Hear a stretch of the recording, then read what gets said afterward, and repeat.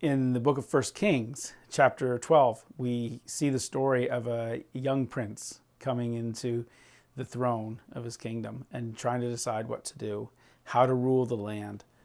And he gathers together counselors. He gathers, it says, in the verses 6 to 11, he tells how he gathers the elders together that had served his father. And so he brings them all together, and he asked them, "What should I do?" The people have asked, now that I'm king, they've sent this delegation and asked that I would just go a little easier on them. They feel the workload is heavy. What do you think I should do? And he asked the elders, and the elders said, here's an opportunity for you to show goodwill to the people. Tell them you're gonna hear their petition, and so they give him good advice, really good advice. And it says, then he went to the young men that he had served with. So he goes to them and asks them, what should he do? And they say, you should be really stern. Like tell them that you're going to be, twice as harsh as your father was. That you're just going to be, you're going to be this much more intense leader. And so he listens to them. He decides, these young guys, I like the way they think. And so he does. And he goes out and he gives a speech to the delegation about, hey, man, my father punished you with whips. I'm going to punish you with scorpions. And he's like, I'm going to be so much worse. And so then the result is almost immediately there's a civil war in the kingdom, and 10 of the tribes of Israel separate from the other 2 tribes, and then there's a war that comes about that. And to this day, that division has never been healed. And so there's this terrible outcome, terrible destruction of the kingdom that occurs, all because the prince, whose name is Rehoboam, all because Rehoboam listened to the young counselors instead of the older ones. Now, was it their youth or their age that was the issue? Well, no, not so much. There was good advice and bad advice.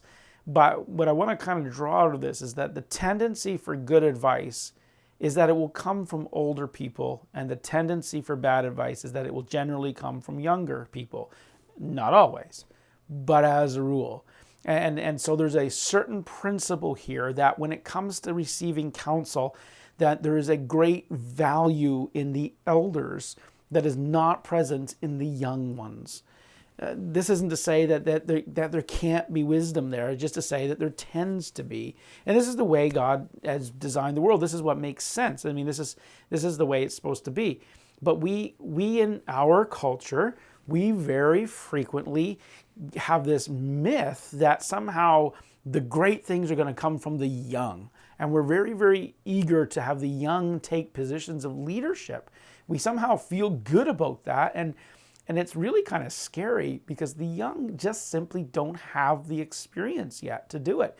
Experience is an extremely valuable teacher.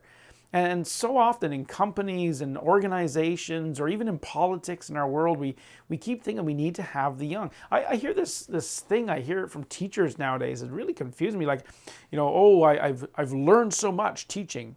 Like these young people have taught me so much. My students have taught me so much. And I've heard that phrase a lot in the last year or two. And it's like this fad now that somehow the teachers go to school to learn from the students. Is that really what's happening? Are we paying them a salary to go and learn from the students? Aren't they supposed to go teach the students?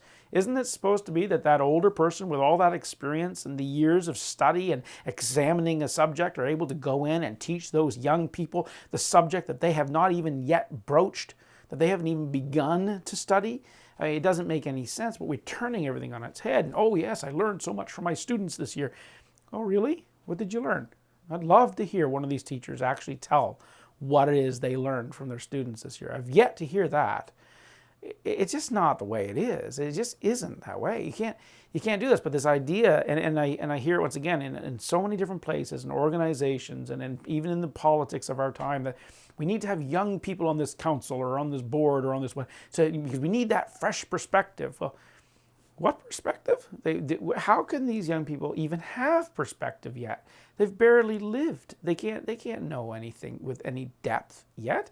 Sure, they can have a bit of a fresh look, but really, the young are not meant to lead the old. The old are meant to lead the young. This has been a truth that has been understood throughout the history of the world.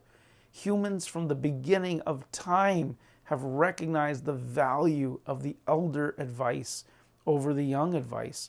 And yet we have this urge to change it. And I mean, it's not a new urge. Rehoboam, there he was. He had the elders give him great advice. Those who had been there, they were there when his father reigned. They had seen things. They knew what was going on.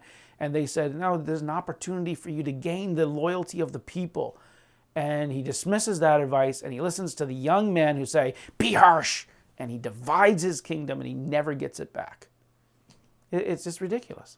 But here we have this, and today, so there's this idea, it extends even into parents, where we have this idea that parents need to learn from their children and listen to their children. So many homes today are in turmoil because the parents obey their children instead of the other way around. And God didn't promise it that way. God didn't say, parents, obey your children that you may live long in the land that I'm giving you. The actual command is, children, obey your parents, honor your parents so that you can live long in the land that I'm giving you. This idea that you're going to learn from them. They'll show you how to live a long life. You listen to your parents and you won't get run over by cars. When I was a little kid, a little toddler, my parents once asked me, we were driving along somewhere, and they asked me, how did I think the stars got up there?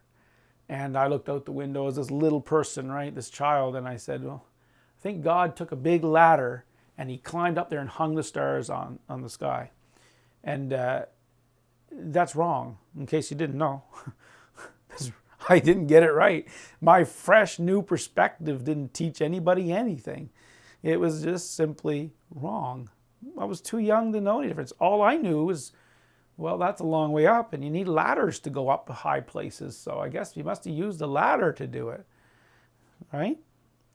This is the problem with using youth as leadership. Youth can lead themselves, they can work with one another, but in the end, every young person needs an elder in their life. Every organization needs elders on board. The elders are the ones who have been there. They understand the history.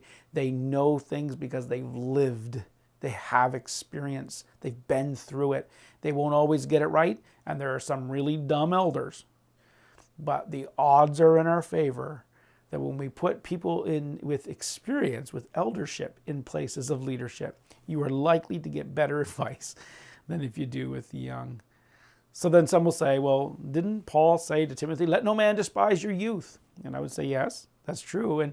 And so we don't just simply base everything on age. There are times there are some very wise young men, young women that have learned a lot, but that was the case with Timothy. Timothy was not being put in a position of authority because of his youth. He was being put there in spite of his youth.